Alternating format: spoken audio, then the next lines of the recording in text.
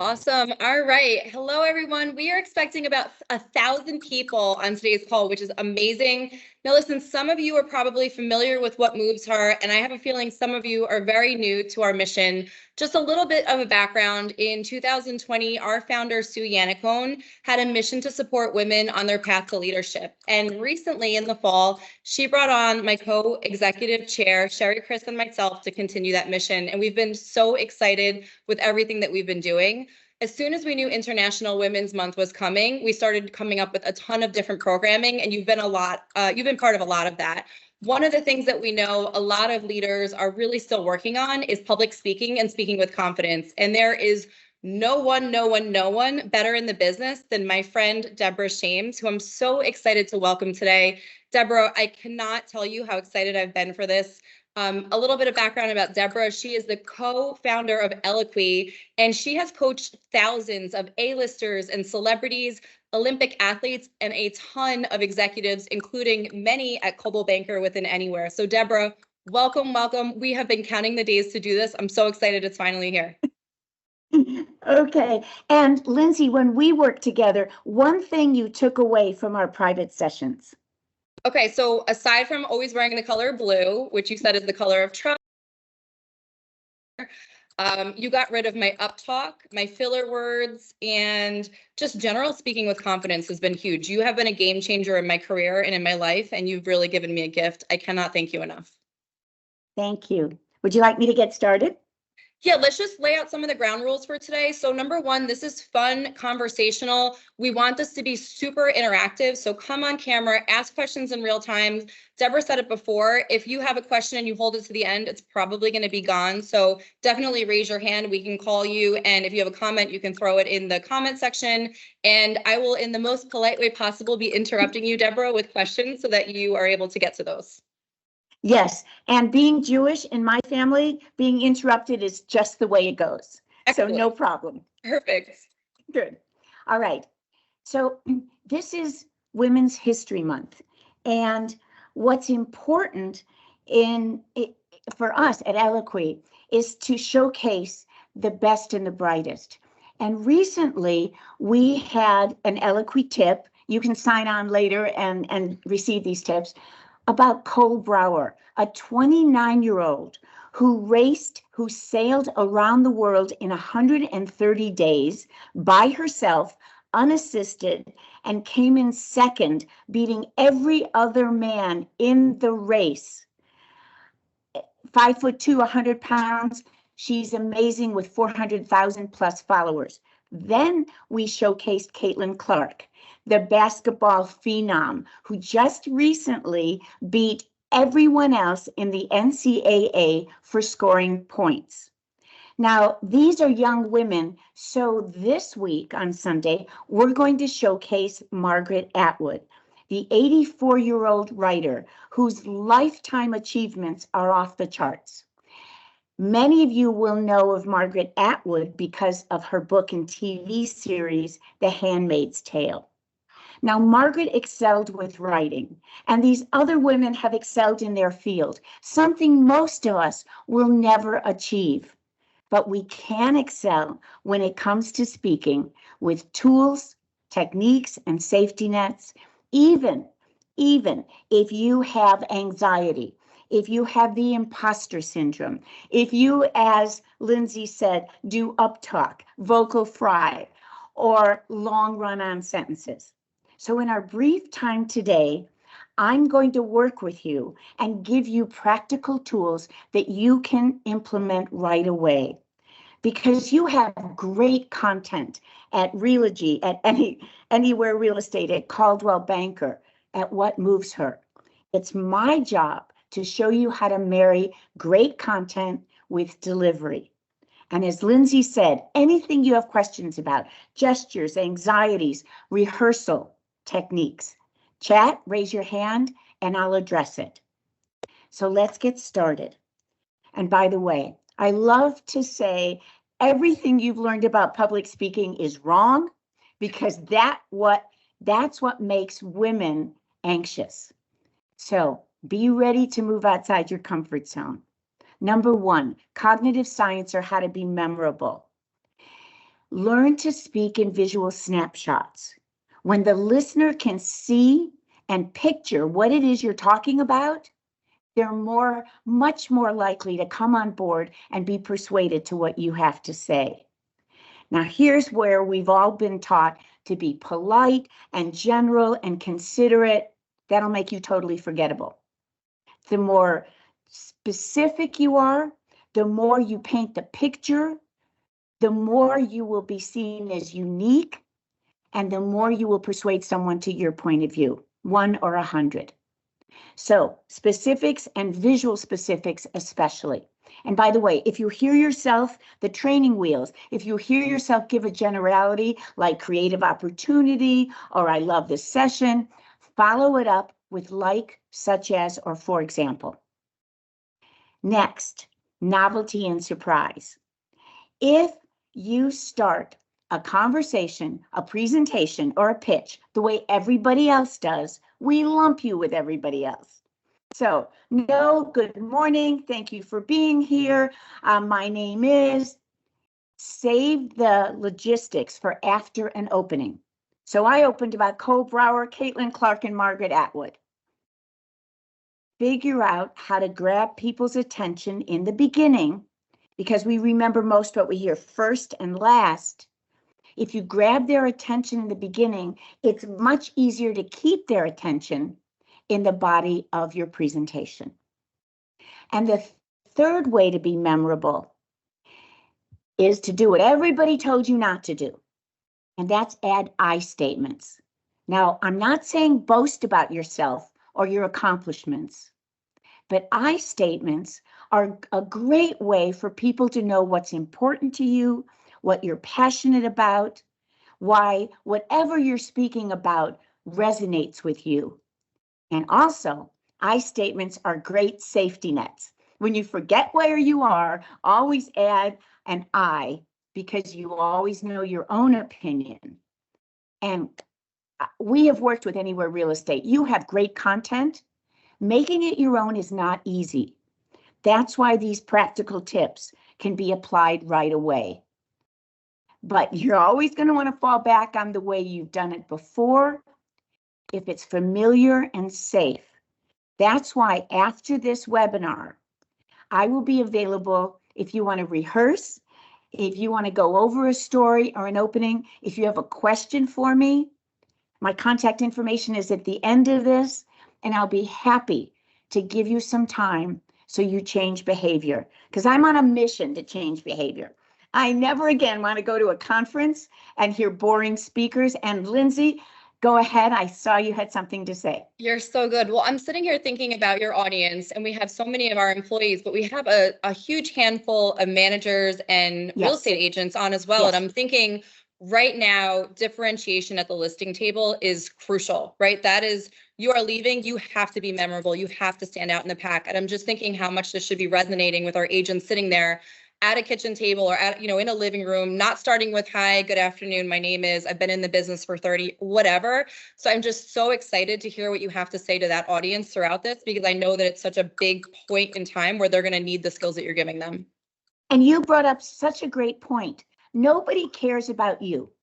They only care what you can do for them. So rather than giving your history and how long you've been in the business, start right away if you're an agent saying, I've researched, or I see what you picked out in terms of a potential home. And you remind me of another client I have, and together we did this, this, and this, because I'm going to show you how to do storytelling later. But that's the old-fashioned way. Give your street cred. Nobody cares. If you put your full attention on somebody else right away and you're specific and visual, it's fantastic. So keep interrupting me. These are great comments. You got it. Thanks. All right. Now, I'd like to start right away, because cognitive science is something to put into play that we can do more later. But if you have a filler or a discourse particle, that can stop people from listening to your great content. What I mean by filler includes like, just, or ending every statement with right. Now, once you pick up that habit, it's a really hard habit to break, but I'll show you immediately how to break it. So I need a volunteer who peppers their conversation with like, just, and I'll show you how to get rid of it. And it may be your kids too, Ooh, or we got that's a how you quick got it. volunteer. Kat Yes. Hines is the first to raise her hand, and she can come off camera and mute. Thank you for Good. volunteering, Kat. Yes, I don't see her, but I'm here. there you go. Hi, Kat. Hi. Good. What is your discourse particle or your filler word? It's, well, mostly, I, Great. a lot. So I And the really would love to reason get you rid of say that. is because you're thinking. It's your brain's way of processing, but you want to get rid of it. So, Mhm. okay. So this is not about content, but I want you to do this for me. And you're going to think I'm crazy and have lost my mind, but it works. Tell me what you plan on doing this weekend for fun and put in every other word. I am going to bike ride. Your turn. I, am going, to host, my daughter's 17th, birthday party, on Saturday, Good. Okay. Now, where'd you go? There's a method to my madness, Kat. You are not hearing your ums the way we don't hear the rights, just, or likes. Now, what's going to happen is the next time you start to say you'll hear it and you'll catch yourself. And within a very short period of time, you'll replace the with a pause. So let me know, email me if it works, Okay. and have fun at your daughter's event this weekend, if that's Thank for you. real. You're It welcome. is. Next, one more thing. Make sure your camera is down when you do a virtual session because you have too much headroom. And the reason is you always want to be you want people to see your hands gesturing, not only because it looks more conversational, but it allows oxygen to come into your lungs so you won't get as tired. Great background. And just put a solid color on instead of white. With that background, you're golden. Thank you. Thank you. Hey, Deb, another question, because it came up earlier. How do you feel about virtual backgrounds? We live in post-pandemic world with a lot of Zoom meetings, a lot of team meetings. Do you like them? Do you dislike them? Or do you favor some over others? The most important thing is keep it simple. Don't have anything growing out of your head. No light stands, no rotating fans, which we call a Jesus moment. Not good. Keep it simple. If you need to, if you have a small house, blur your background. And don't put too many corporate logos up. Nothing that competes with you and your face. The other thing is, whenever you do virtual, have a ring light, because natural light or light coming in from the side, it makes one side of your face darker contrast than the other. But a ring light, make sure to set it on golden or amber, because a white light washes you out. And it doesn't matter how old you are, you really always want to put your best face forward. And anything else virtually, a couple other quick things. Pot up your microphone to no more than 3/4 of the way. I can't tell you how many times I hear distorted audio because people think they need to crank it all the way up. And for your visual, as I was saying to Kat, keep it, if possible, as close to waist as possible, with about that much headroom, so we can see your hands gesturing. And other than that, just make it as conversational as possible, as if you're sitting across the living room, dining room, or conference room table. Any other questions before I move on? We have a lot of love for you in the chat already. A lot of, wow, this is already game changing. We just got a question about using a ring light. When using Yes. a ring light with glasses, how do you keep the light from reflecting in your glasses? You can't. Okay. I mean, Fair you enough. can do it a little bit angled, but that is a problem. I also think that if you can put a tiny Logitech camera on your laptop, it's high def audio and video, and it's so lightweight. We were in Italy doing a webinar, and I kept that little HD camera that I just clipped on my on my laptop, it worked really well. So you always want to be prepared, especially if you're an agent and you're traveling all the time. Right. If possible, don't use your phone. You know, really pay attention to your audio and video. That's the world I come from. And even though we're authentic now, more than super professional, you still want to look good. Excellent. Okay, We have anything one else? more hand raised from Trisha, so we'll take that and then I'll keep watching the chat for you and we can keep going. Trisha? Thank you. Okay, Trisha. Hello. You're on I camera. think I did that accidentally, so I apologize. I was trying to figure out how to, I don't know. Sorry. Okay, so Trisha, do you have a question for me in terms of anything that bothers you or challenges you when you speak? Do I have a challenge? Sometimes I can't get out the exact words that I'm trying to say in something. Great. I challenge with that. That's trying perfect. to have the exact the best response to something. So trying to get your thoughts in order. Yes. So what it may be is I want everyone to work off an outline. Traditionally, you were taught to write out, read, and memorize your content. That's why people forget the words. There's another reason. I don't know, Trish, let me know if this is true for you. If you're thinking in your head, why did I agree to do this? I would rather be somewhere else. All those things that women tend to say to ourselves, it's very hard to be in the moment and connect with whoever you're speaking to. So what I'd like you to do from now on is set a clear intention of what you want to achieve, have 3 talking points, no more than 3, and then be as conversational and as lovely as you are, and make your focus out where it belongs on whoever you're speaking to. Because too many women are in their heads, in our heads, about if we're doing it right or not.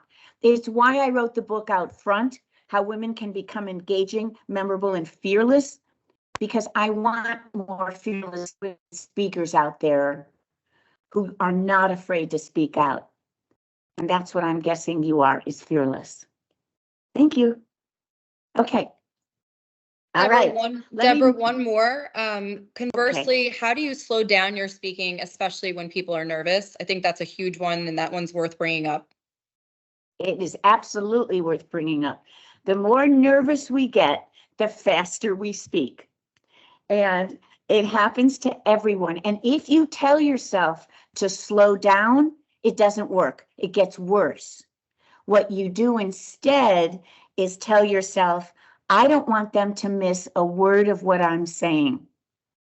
And when you do that, it governs your speed. And that's the simplest way to do that, really. And then when you rehearse ahead of time, if it's a big presentation, time yourself.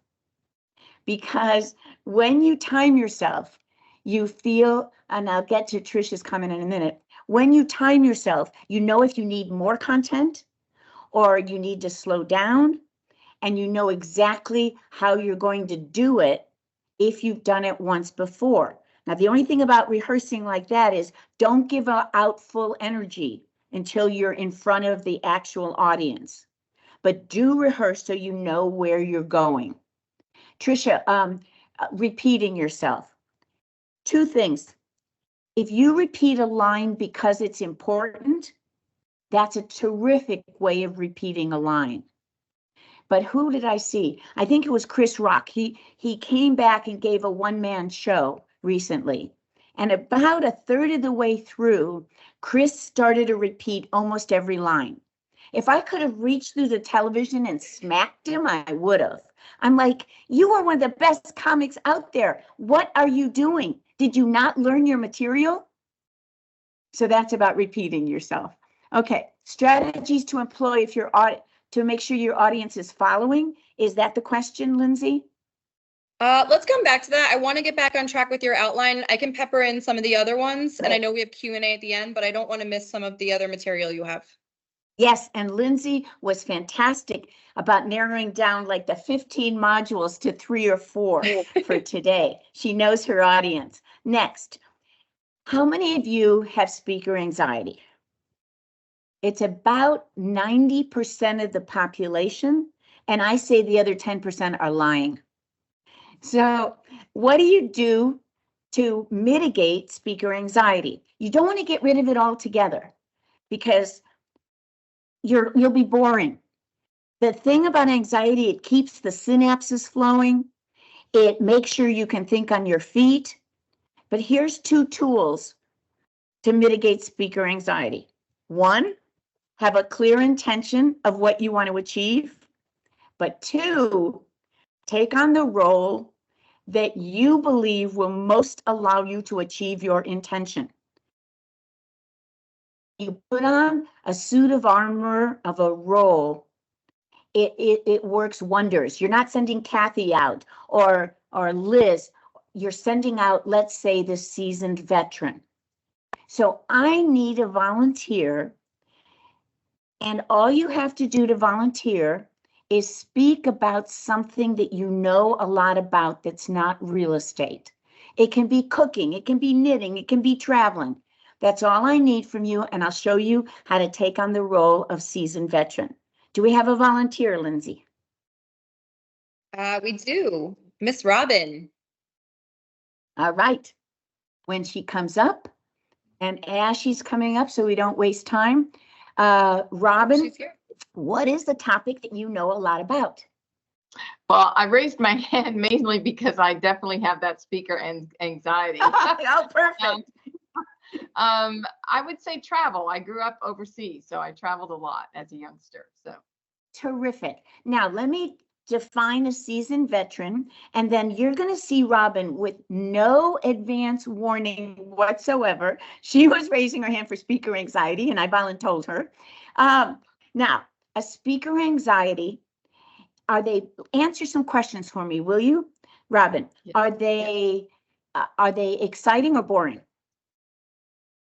both. Exciting. Mostly, yes. they're very engaging because they've been there and they've done that. So is a seasoned veteran more street smart or book smart? Street smart.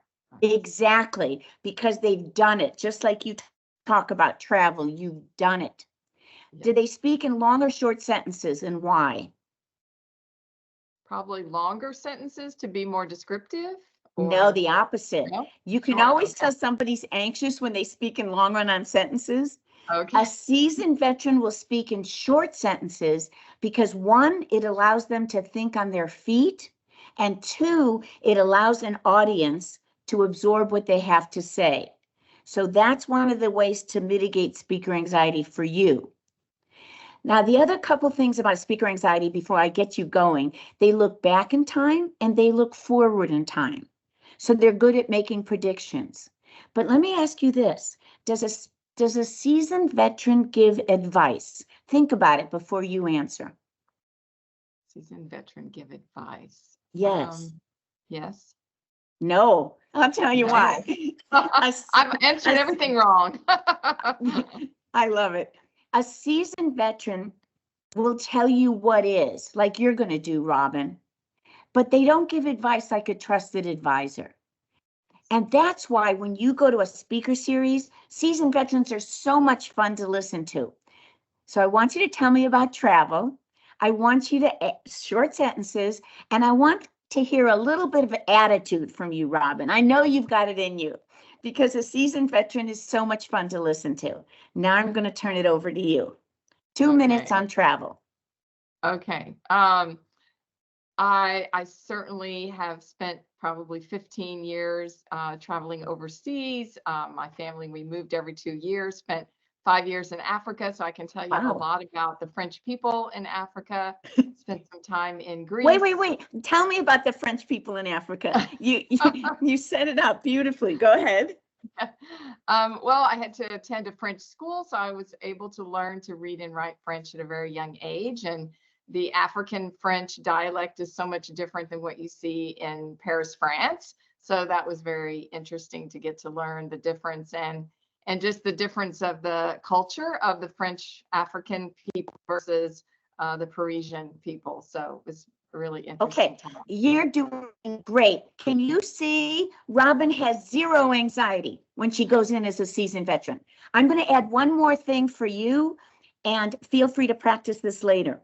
The only way you show anxiety is at the end of a sentence or a phrase, your voice goes up.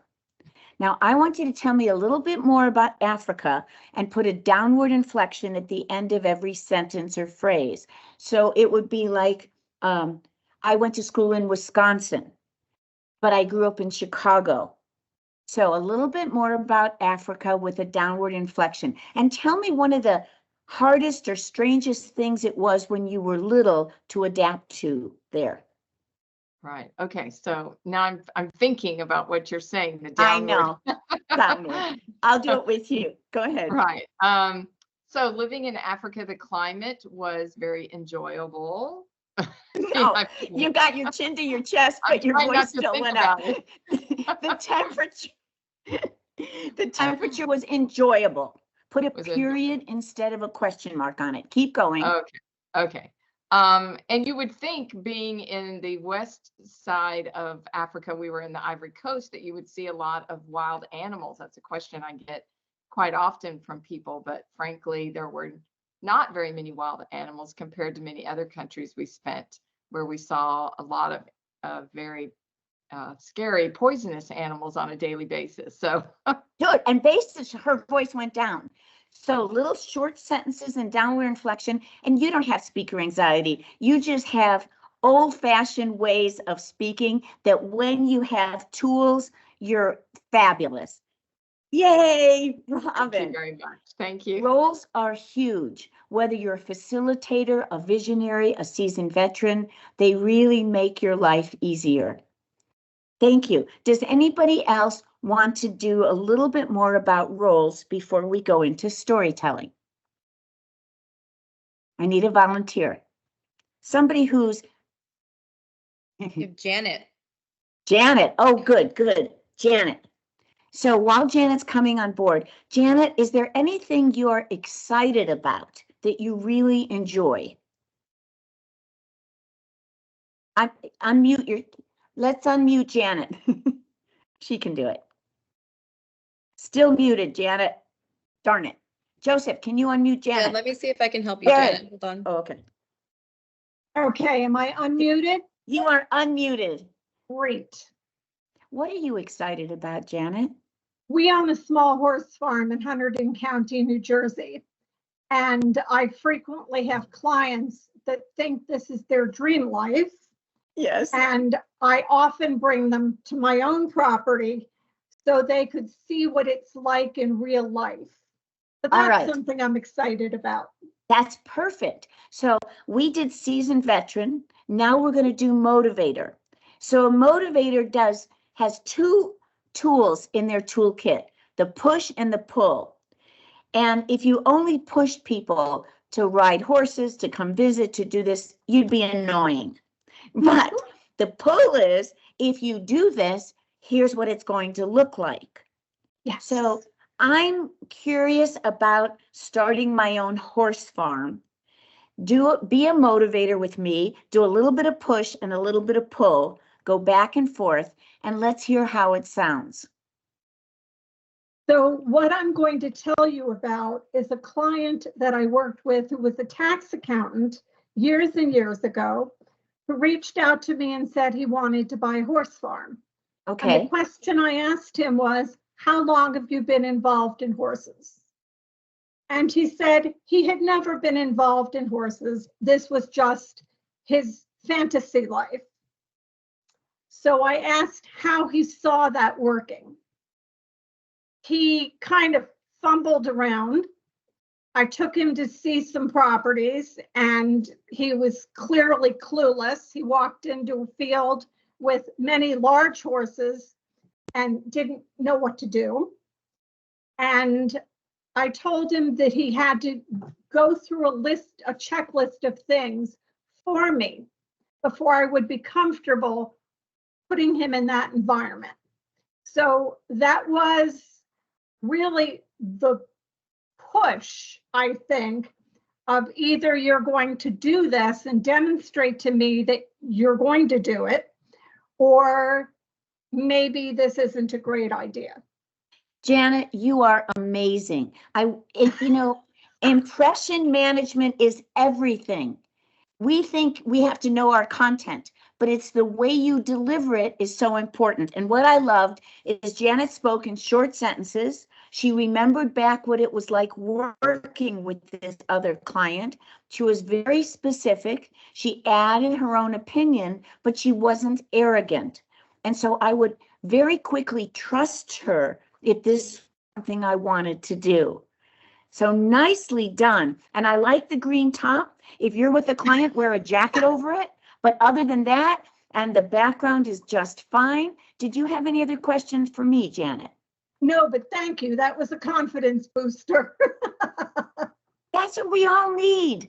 We need Yes. second chances. We need confidence, right? Yes. And so you've got everything you need. Because there's a concept in psychology called generalization. We generalize the way Janet tells a story is the way she'll do business. So you got it nailed, love. Thank you. Thank you. Deborah, before we get back on track, we have a comment or a question rather that got a lot of upvotes. And I really like this one, especially for real estate agents and managers, because I think they have to know so much about so much, right? So the question is, how do we find confidence in our communication if we're still learning the subject matter or we're not 100% on the topic? Like I have a field marketing team that learns something new, I feel like almost every day. And it's tough when you're even in a one-on-one setting to deliver that message with confidence. So what are your tips there? Oh, there's a lot of tips. One, women especially believe that they need to be experts before they can speak on a topic. It's the opposite. We don't do business with experts. We do business with people we believe care about us. So if you're new or you don't know the answer and you've put your full attention on somebody else, ask them questions and then say, that's really important. I'm going to get back to you about that. If you do that, I believe that you're not trying to be arrogant and show how smart you are. You care about me. There is nothing better. And so just because you haven't learned it yet doesn't mean you can't be a great partner. You may have a team. I hope you have a team around you to support you, and then you do follow up. The more you do follow up and the more you make that potential client or buyer or seller your own, the better you're going to be for the long haul, for your career. Awesome. Thank you. Yeah, and remember that with roles. Choose a role that suits you. Facilitator, liaison, visionary, seasoned veteran, motivator. Don't ever pick expert. Because the other thing about experts, they're typically boring. They talk too much. They don't put I statements in. They're not good storytellers. And when I'm at a conference and I hear and see an expert, I'm looking for the exit sign. I'm like, no, this person doesn't have my feelings and what I need in mind. They're proving that they know more. I think a lot of people feel a lot more comfortable with their life personally and professionally. Someone just said you blew their mind. They thought they had to be an expert their whole life. So you are changing lives, Deborah Shames. Yay! There's nothing I like better. You can tell I'm shy. I'm bored with this. Nothing Totally. excites me. Totally. You know, the fact that you have so many people on this call and that we can change our behavior, we can make a difference. By the way, remember Cole Brower, the 29-year-old with 400,000 followers? She went to sponsors and asked for cameras to be set up on her sailboat. And at first, nobody would sponsor her. They said, you're too young, you're too this, you're too that. She persevered and she got cameras. The reason she got cameras was so she could connect with people authentically, meaning she danced on New Year's Eve in a dress on the sailboat. I'm like, I hope those lines hold. She unwrapped a present on Christmas Eve because that's the tradition of her family. She has turned on hundreds of thousands of young women to the possibility of doing something they never thought they could do, not by being an expert, but by being more herself. I'll take one more question before I switch to storytelling. Ashley, anything in the chat that I've missed that got a ton of upvotes? There is one. It's a bit upwards, so give me a second to scroll up. Sure. Sure, while she's doing that, here's some tips. When you have an important presentation, your voice will suffer. Drink room temperature water, eat grapes and apples. Stay away from what I call the Elvis sandwich. No peanut butter, no marshmallows, no bananas. They give your voice a Heather. sticky quality. Me too. But grapes and apples are what the best singers and best speakers use. And no carbonated drinks, because the last thing you want in front of a client is you start burping. Yes, Ashley, did I vamp long enough for you? Yes, thank you. So Marianne said in the chat, what techniques can I use to be truly heard? I have often been in the position where I give an idea or say something and no one hears me, but then someone else says it and it becomes a great idea. Ooh, that's a Is good she in the one. room? I'd like to put, is it, what's her name? Please, one more time. Marianne Freak, I Marianne. believe. If Marianne is here, I'd like to see her. Marianne, are you willing to be on camera? I'm here. Okay, Joseph, can you put her on camera, please? Okay, trying to locate her in the list. Marianne. Okay, Marianne, I want you to give one sentence, because I want to hear your voice, about what you would like to be heard about. What is the topic? The topic is software engineering. Okay, so Marianne, one of the things I noticed right away is that you have a high-pitched voice. I do. Yes, that sometimes makes it hard for men, especially, and other women, to take you seriously. So one of the things I would work on is bringing the tenor of your voice down a bit. Couple other tips. Always start with the whole idea first. If you're in technology, you probably are very left brain, and that means you do detail, detail, detail. I want you to practice starting with the whole idea, the right brain, because that's how people make decisions, is listening to your whole idea or the gist. So when you have a concept you want to come across, can you tell me the whole idea in one sentence?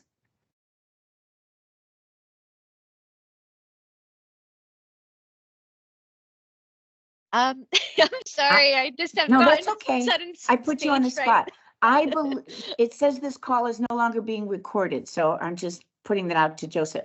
But if you started with, I believe it's important to fill in the blank. To have the necessary data to support the decision that you're going to make. Love it. Then start giving details. Important data will allow you to do this, this, and this. Give me one or two sentences like that. I can performance tune the API based on the number of calls that we see coming in and the timing of those calls.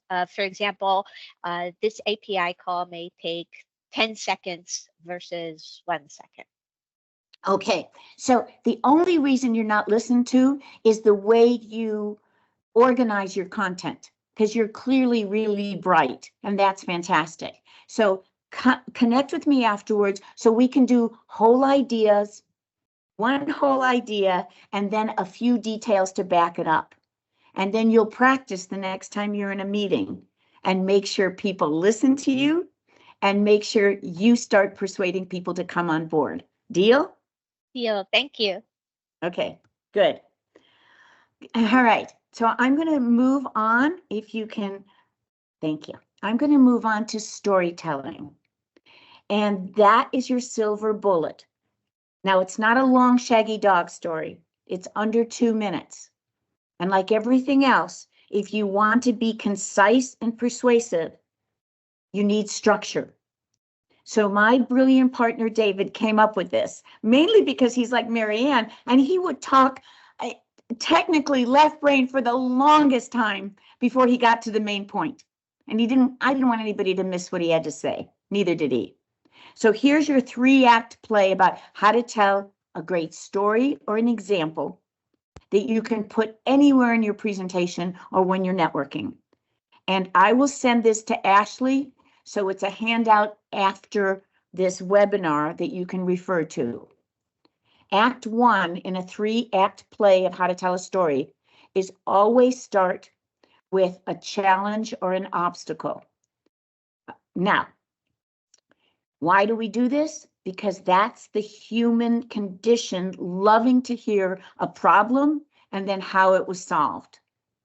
So when you start with a challenge or an obstacle and have a great opening line, like if Anthony didn't sell his house in 6 months, he risked losing not only the house, but his business. Give your characters names, and 2 things make your obstacle more compelling. What was at stake, like if Anthony didn't sell his house, and how much time did he have?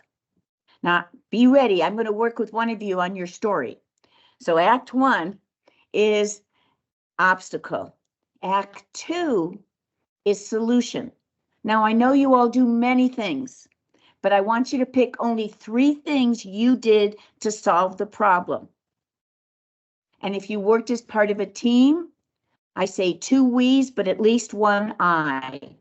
We want to know what you did. And what's even more important is using active verbs. We judge you by your verbs, guys. That means if you use try, assist, or the one I hate most, help, we discount you. When you use very strong verbs, I negotiated, I leveraged my contacts, I came back again and again to make sure this happened. And I'm going to send Ashley 500 active verbs, so you never have to use that dreaded word help. And typically, the verb you use after help is the verb you can go right to. You didn't help negotiate, you negotiated. So, obstacle, solution, 3rd act is the benefit. We figured it turned out well, or you wouldn't be telling us this story. But after you give the outcome, the kicker is going to be the unexpected benefit. Not that they hired you 3 more times, but what did they get by working with you? That's the unexpected benefit. And because we remember most what we hear last, that unexpected benefit is really essential. Now, when I work with whoever is volunteering, your stories will be longer because you're in the process of formulating it. But then you can get it down to 1.5 minutes to 2 minutes. And there's nothing better when you're networking, when you're pitching for new business, when you're talking about your topic at conferences, to be a good storyteller. Everybody's talking about storytelling now, but very few companies tell you how to do it. So now let's work with someone's story or an example of a success they've had. All right, who do we have? Tanya, quick with the hand up. I love it. Okay, Tanya. Yeah, I saw she raised her hand really fast. Thank you, Joseph. We're getting Tanya. All right, look at this gorgeous woman. All right, so Tanya, before you get started, are you unmuted? Yes. What is the one message that you want to convey in your story? Message only. I want to convey a win. Why? No, why did you win? That's okay. Oh, how did I win? I helped the No, client. we'll get to how. Oh, okay. Why do you think you won? Is it because of your team? Is it because you leveraged your contact? It was because of tenacity. Why did you win? I think it was tenacity. Definitely tenacity. Great. So let's listen for Tanya's message of tenacity. Let's Miss break Deborah, it down. It's Pardon? Tanya. I'm sorry. It's Tanya. No, absolutely. No, Okay. I've had a friend for years. I've called her Leslie for years, and now she said, Deborah, it's Leslie. So don't worry about it. Okay. We're going to break it down so everybody can learn from you, Tanya. Okay. Act 1, obstacle. Just give me that first act, please. All right. So Act 1, obstacle.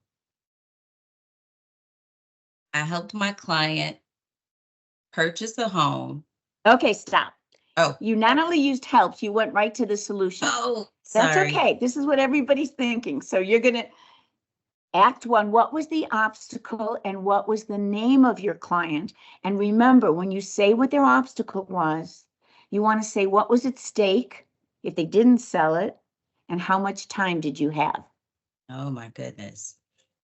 All right, obstacle, what's at stake? And How time much time? sensitivity. Right, that's Okay. all we need. And give your characters names. Okie doke. If She's not going to raise her hand that fast next time, I not guarantee that you. quick. All right, Not that quick. all right. Okay. So if Miss D didn't sell her home within 60 days, then she would have to go and move in with her son. Great. And a little bit more, because you grabbed our attention beautifully. What else was part of the obstacle? Was her son a teenager in his 20s? What would that mean if she had to live, if Miss D had to move in with her son? Okay. If Miss D didn't sell her home within 60 days, she would have had to move in with her son, who was newly married and just had a baby. Oh my God. Don't leave out the good stuff. That was fantastic. Okay. Good. All right. That's all Tanya needs for Act 1. Are we engaged? Absolutely. Go to the second act. 3 things that you did for Miss D, but don't give away the ending until Act 3. 3 things you did.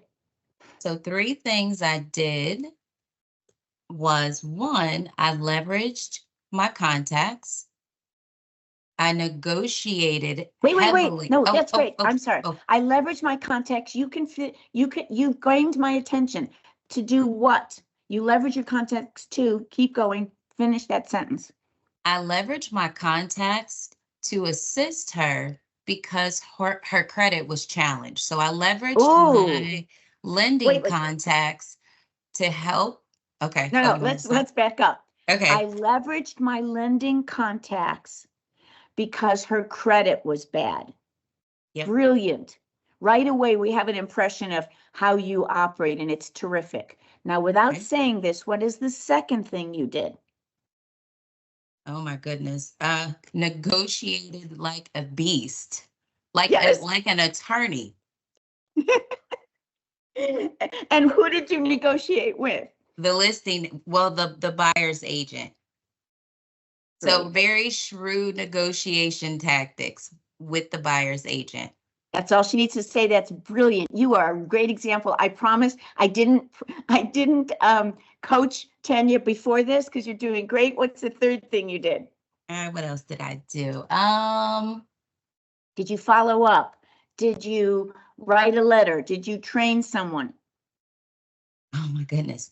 Actually, I'm not sure what my action word would be, but so the deal almost fell apart because Miss D didn't have enough. She wasn't making enough of a profit. So I, again, negotiated would be the word, but I know there's others on your sheet you're going to send. Yes. Where we actually contributed a portion of our commissions in order for her to be able to get enough money. So this was a near and dear to my heart. This one was a special deal. You can leave out negotiated. And because, so I contributed a portion of my commission to make sure that Miss D had enough money. 3 outstanding actions, Tanya, that show us how you operate. Tanya could give a bullet list and no one would believe her. She puts it into the context of a story, and it's very powerful, and it has forward momentum. So I'm ready for Act 3 now. The benefit or the outcome, and then the unexpected benefit.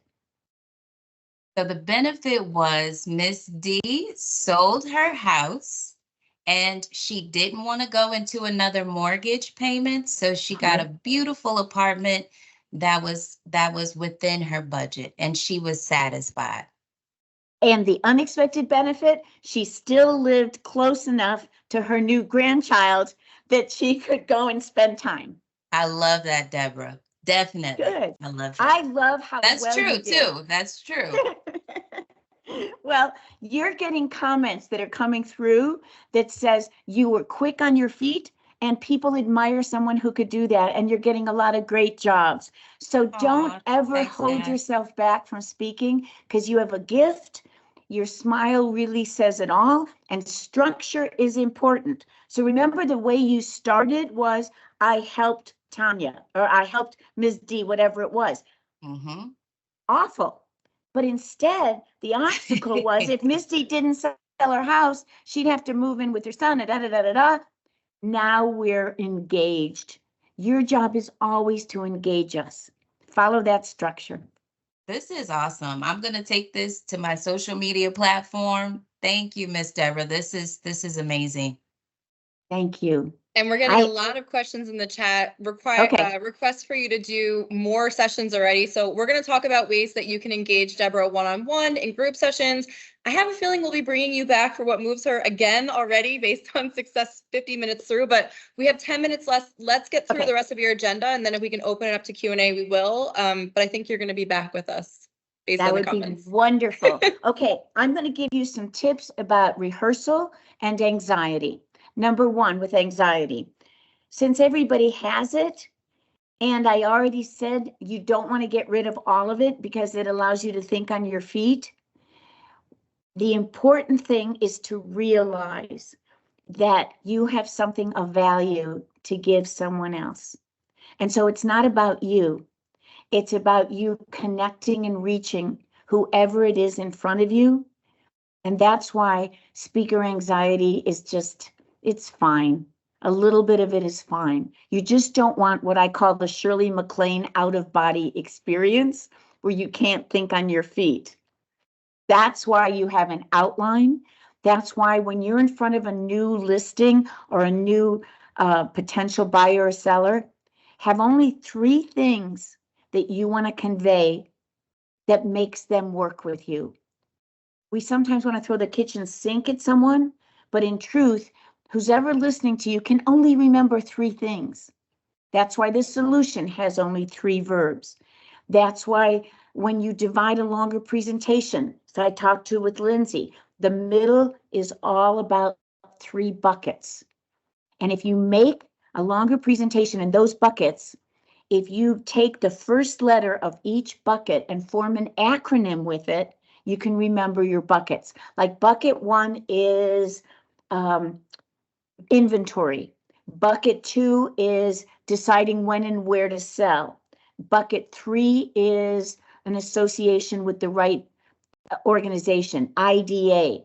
So all I have to remember is IDA, and I can speak for longer, off an outline or in my memory. Rehearsal. When you have an important presentation, never, ever, ever wing it.